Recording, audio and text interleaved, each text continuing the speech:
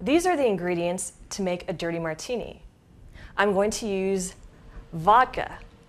Now, in the past, of course, people have used gin for their martinis, but nowadays people tend to use vodka. It's just, the cool thing to do, the latest thing to do.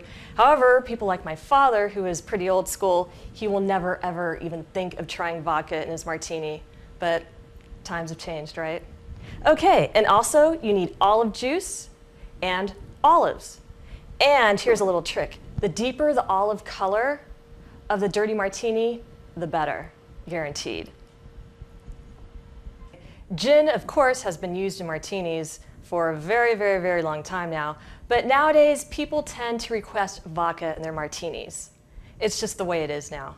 But for people like my dad, who is pretty old school, he would never, ever, ever think of using vodka in his martinis. He will never try any vodka martinis. But that's just him. He's back in the Frank Sinatra days. Okay, and you can use a dash of dry vermouth, which is standard in martinis.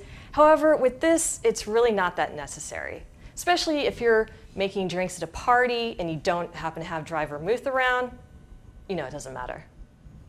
These are the utensils that I will be using to make a dirty martini.